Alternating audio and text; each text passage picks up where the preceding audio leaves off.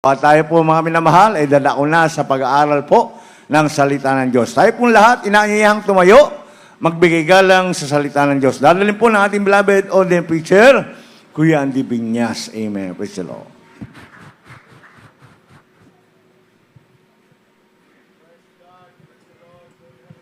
God bless you, ating beloved preacher, Lito Lumagi. Everybody say, praise the Lord.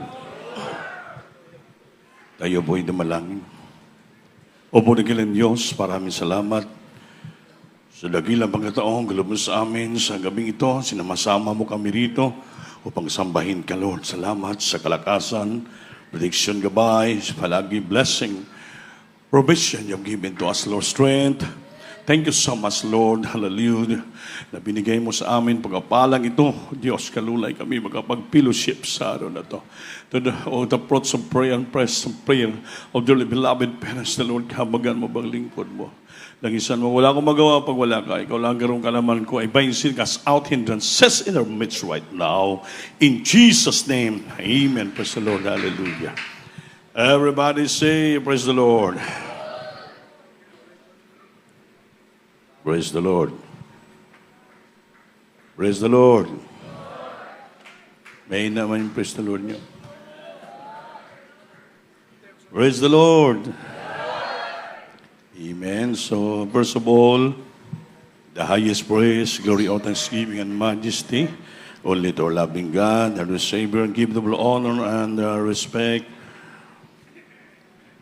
to our dearly beloved parents in the Lord, and whoever is curious and treasure their beloved, their blessed preaching and teaching. And greetings to the whole blessed Almeida family, and also my beloved family, my co-workers, my co-preachers, to all of you, my brothers Christ, at sa lahat ng webcast viewer natin sa buong daigdig. Palakpakan po natin ating mahal na Panginoon. Sinong pinagpapala? Lahat tayo ay pinagpapala ng Diyos. Sabi nga na nagpatutuo, ang tagumpay doon sa mga anniversary natin, tagumpay natin lahat. Because we are one body in Christ and particular. Isa lang po tayo sa lawas, katawan ni Kristo, kaya ang tagumpay ng isa, tagumpay ng lahat. Amen. Kagalakan ng isa, kagalakan ng lahat. Amen. Amen. Kaya palagi tayo nagtatagumpay, kasama natin, palagi ang ating pinakamamahal na Panginoon. Kaya napaka-importante yung fellowship. Amen? Nag-fellowship kayo dito, nag-fellowship din kami doon. Isa lang ka-Diyos ang sinasamba natin, at isa, we are belong in one church, and we also one body in Christ, and member in particular. Kaya sama natin ang Panginoon. Kaya ang ating title sa gabi ito, ang ating Bible study, mga minamahal, ay The Power of Fellowship. Ang kapangyarihan ng pagsama-sama. Palakpakan natin Diyos. Mahinli pag-ibasa sa Acts chapter 2, verse 42 up to 7. Ang itong ating outline ngayon, nakabase sa Acts chapter 2, verses 42 until 47. Praise the Lord. Sa aklat ng Gawa, Kabanata 2, ang talata ay 42 hanggang 47. At sila'y nagsipanatiling matibay sa turo ng mga apostol at sa pagsama-sama sa pagpuputol-putol ng tinapay at sa mga panalangin. 43. At ang takot ay dumating sa bawat kaluluwa at ginawa ang maraming kababalaghan at tanda sa pamagitan ng mga apostol. 44. At ang lahat ng mga nagsisampalataya ay nangagkakatipon at lahat nilang pag-aari ay sa kalahatan. 45. At ipinagbili nila ang kanilang mga pag-aari at kayamanan at ipinamahagi sa lahat ayon sa pangangailangan ng bawat isa. 46. At araw-araw sila ay nagsisipanatiling matibay sa pagkakaisa sa templo at sa pagpuputol-putol ng tinapay sa bahay-bahay. At nagsisikain sila ng kanilang pagkain na may galak at may katapatan ng puso. 47. Na nangagpupuri sa Diyos at nangagtatamo ng paglingap ng buong bayan at itinaragdag sa kanila ng Panginoon araw-araw yaong nangaliligtas. Palakpakan po natin ang Diyos. That is the power of fellowship. Fellowship ay pagsama-sama. Amen. Amen. So, dito tayo sa Acts chapter, binasa natin kanina. Dito, mga minamahal, ay napakaganda ng mensahe. And they all continued. And they continued steadfastly in apostles' doctrine. Ang ating doktrina ay apostles' doctrine. Ano bang apostles' doctrine? Yung tinuro ng Panginoon, inutos ng Panginoon sa mga apostoles, nga umalis kayo, mangari banghilyo at bautismuhan sila sa tubig sa pangalan ni Jesus. Araw upang mapatawad ang kasalanan, din matanggap nila ang kaloob na banal na Espiritu. Kaya pangako ng Diyos yan sa kanila, sa mga tumatanggap at sa mga malalayo at sa lahat na sumasampalataya. Yun po ang ginatawag na apostles' doctrine. Kaya mga apostoles, and they continue steadfastly in the apostles' doctrine and fellowship. Continue doktrina sa mga apostoles at pagsama-sama and breaking of bread and prayer.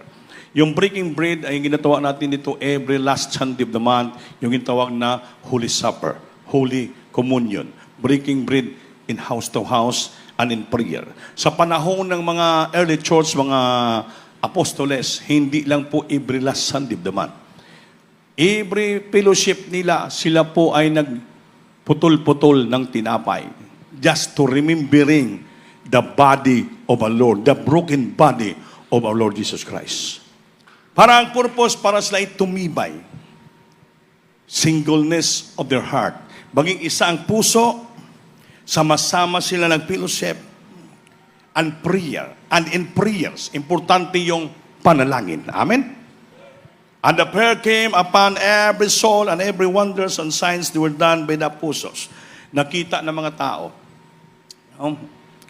Ang takot dumating sa bawat kaluluwa. Nakita nilang mga signs and wonders and miracles na ginawa ng mga apostoles. That is the power of fellowship. Grabing kapangyarihan. Amen? And all that believe were together and hold all things common. Lahat naniniwala, nanampalataya, sama-sama sila. Nagdala, nagbigay ng mga bagay para sa church. Amen? Amen? And had all things common. Lahat mga lupa, mga bahay, property nila, hindi nila mapakinabangan, hindi nila mapuslan, mga minamahal, ay anong ginawa nila? Pinagbibintan nila, pinagbibili and sold their possessions and goods. Lahat ng mga goods nila, mga posisyon nila, mga ari-arian, na hindi nila mapakinabangan, pinagbibinta nila. And parted them all men, every man had need. At ano yung presyo ng bininta nila ay pinaghati-hati nila sa lahat ng mga kapatiran na mayroon pong malaking pangailangan. Amen ba?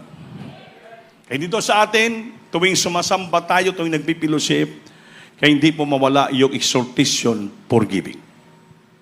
Kasama po yon. Amen? Amen. Para tumibay, pinagtibay tayo ng Diyos, sama-sama sa atin mga kinitaan, natanggap ng mga sweldo, lahat, kailangan magbigay ka sa gawain ng Diyos upang lahat ng pangailangan ng iglesia ay mapunuan at matagbo at walang kakulangan, walang problema ang Diyos mag-provide. At the same time, pag binigay mo sa ating mahal na Panginoon, the Lord will return you a blessing, multiply your blessing from your life. I-multiply, hindi nawala. Lahat ng bagay, sabi dito, and they continuing daily, araw-araw. And they continuing daily with one accord in the temple. Tamo? Sa atong Wednesday, Friday, Sunday lang. Sa ila, continuing daily with one accord in the temple. One accord nagkaisa in the temple. Matindi pala yung mga apostoles doon. Amen? Kaya grabing kapangyarihan. And breaking bread from house to house. Nagputol-putol ang tinapay sa bawat tahanan. And every house. And then at their met, lahat ng mga baon, babala ng pagkain, kinakain nila, with gladness. May kasiyahan, kagalakan. and singleness of heart. Isa lang ang puso nila, bawat isa. Walang nagka-divide, wala nang masama, walang nagtampuhan, wala. Kaya bakit? Pag araw-araw ka nagpipilosip, araw-araw ka nagpupuri sa Diyos, araw-araw ka nanalangin, mga minamahal, hallelujah, natutuwa ang ating Panginoon. Palagi mo feel ang presensya ng ating Panginoon, ma-revive ka, hallelujah. Anong gagawin mo? Kakain ka man, grabe kakain ka na may kagalakan. Isa lang yung puso natin, wala pong mga agrabyado. Amen ba? Yan po ang power of fellowship. Kaya pag pumunta ka dito problematic, pag madama yung presensya ng Diyos, mawalang yung problema. You feel gladness and singleness of heart. Amen? Praising God and having favor with all the people. And Lord added to the church daily such as should be saved. Araw-araw silang praising God, nagpupuri sa Panginoon. At ang mga tao nagbigay ng pabor, sila nakikita ng mga tao ang pagkakaisa nila. Grabe oh. And having favor with all the people, and the Lord added the church daily such as should be saved. Nagbigay ng pabor, naging maganda sa paningin ng mga tao yung ginagawa ng mga apostoles sa unang in the early church. At yung mga taong nahipo ng Panginoon, sila po inadagdag na makaluluha, naligtas sila sa paanan ng mga apostoles. Bakit po? Natutuwa ang Diyos sa kanilang ginagawa. Ang mga tao nagbigay ng pabor para sa kanila. Kung tayo palagi dito nagpipilosip, tapos puso nagpipilosip, nagsama-sama tayong sumasa, nagpupuri, ginagawa natin palaging kalooban ng Panginoon. Hallelujah. Mga minamatutuwa ang ating Panginoon. Magdadala siya ng maraming kaluluwa, Panginoon, sa kanyang paanan upang sila pa'y makasama na mailigtas ng Diyos sa kanyang pagbabalik. Yung ating mga mansabuhay na matigas, ibabalik sila ng ating Panginoon. Kaya nangyari sa Del Carmen, Siargao Island station natin. 30 years na. Ako hindi ko mapaniwala na ganun karami makapatiran. Maminal sabi nila, Kuya, yung mga dumalo dyan, matagal lang hindi dumadalo. Iba yan, every Sunday lang dumadalo. Pero nagulat kami. May dalawang binata doon sa likod. Kapatiran para, pero backslider. Pero dumalo sila. Ang altar ko, lumapit sa gitna, yung mataba, grabing iyak. Hindi po siya ng ating Panginoon pating kasama niya. Hasos na lumuhod sa lupa sa kasyan kagalakan, mga minamahal. Alam mo doon, medyo nag-relax kami doon sa kabilang isla ng Kaob. Yung Kaob na isla niyan, yan ang lugar ng ating kamag-anak ng beloved stand pastor. Mga Bakilyo, family, mga kumun.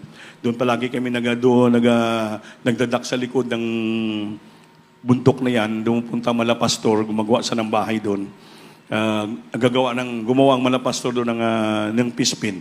Ang tawag na pispin, bakit ng parang lambat na pinapaikot, ginagawa na, nagawa siya ng gising-gising na mga isna maliit, inalagay natin doon para palakihin.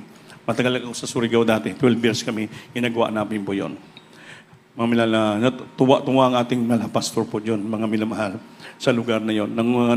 Yun, kapatiran, nagulat kami, kami palang una, nagdatingan ang lahat ng kapatiran, may mga pambot sila. Ang dami nila nagpuntahan, taga Del Carmen, taga Kaob, nagulat kami, dami palang kapatiran, dala iba-ibang mga pambot, dala ng mga pagkain, tama na ngasulat sa Biblia, fellowship, and did eat their meat with gladness and singleness of heart. Sama-sama kami, hindi ko na maintindihan kung ano yung kakainin ko. Iba-ibang mga seal, hindi ko maintindihan anong klase mga seal, may taklubo, may trompita, ano pa yun yung mga, may pusit. Hindi ko na, sa sobrang dami, ang kinain ko lang kamuting kahoy, isang piraso. Nabusog na ako. Nakita ko ang kasiyan katuwaan. Yung dalawang nagtanggap doon sa chapel, pumunta sa harapan ko, lumuhod sa dagat. Sa ko, ano, bakit po? Yung magparibaptize kami, Kuya. Tama talaga yung Biblia, pang magkaroon ng fellowship, may kapangyarihan fellowship, and the Lord God added the church daily. Ang Diyos magdala ng maraming kaluluwa, mga minamahal, natutuwa ang Panginoon. Pag ang Kristiyano, isa lang ang puso, nagkakaisa, nagsama-sama, dala yung mga pagpapala, walang anumang iniisip na iba bukas ang palad natin, singleness of heart. Isa lang yung puso natin. Nagbibigay tayo, nagpipilusip tayo, nagpupuri tayo, sumasamba tayo, matutuwa ang Diyos. Sabi niya, magbigay ng pabor sa mga tao sa paligid at sila po'y lalapit upang madagdagan ang kaligtasan ng bawat tao sa iglesia. Kaya that is the power of fellowship. Grabe ang kapangyarihan ng Diyos sa kamay ng mga apostol sa pagkita ng ating pinakamamahal na Panginoon. Di walang pag-alinlangan, walang nag-isip ng iba, kundi isa lang ang puso upang purihin, sambahin, paglingkuran ang ating mahal na Panginoon. Praising God and having favor with all the people, and the Lord added to the church daily such as we should be saved. Ang Diyos nagdadala ng makalag. Araw-araw nagdadala kasi araw-araw sila nagpipulusip. They continuing daily in the temple. Kaya dapat every Wednesday, Friday, may dala tayong kaluluwa dito. Amen. Amen. Pag Friday, magdala kayo ng kape, magdala kayo ng tinapay, sama-samahan natin, ngat kainin natin ang kape, tinapay, every Friday, coffee break, na may kagalakan sa puso natin. Minsan, inaasa nyo na lang sa church. Kami na lang palagi bumibili ng kape at tinapay, kayo wala. Dapat kayo nga kapatiran ang magdala. Kasama sa fellowship po yun. Dalhin, may dala kayong pagkain. May dala kayong tinapay. Kay putol-putulin natin tinapay. Sama-samahin natin kainin. May dala kayong kape. May dalang gatas. Sama-sama po natin putol-putulin. Nga may at kainin natin. Nga may gladness. Nga may kagalakan kasi sa puso. Matutuwa ang Panginoon. Bakit? Walang iba sa atin. Lahat tayo isa lang sa paglilingkod sa ating mahal na Panginoon. We are all singleness of heart. Amen ba? Amen. Pag ginagawa nyo yun, bukas ang puso nyo. Sabi ito, ulitin ko, ibalik ko dito sa 44, and all that believe were together and had all things common. Pakibasa na sa Tagalog o Bisaya. Ang lahat na nagsipa, sige. Ang tanami too naghiusa o tanang butang saluhan sa tanan. Amen? Amen. At ang lahat ng mga nagsimpalataya ay nagkakatipon at lahat nilang pag-aari ay sa kalahatan. Amen ba? Kaya dapat kayo na yan ang magdala. Punta kayo sa sambahan, magdala kayo ng breaking ng mga bata doon sa likod, sa school.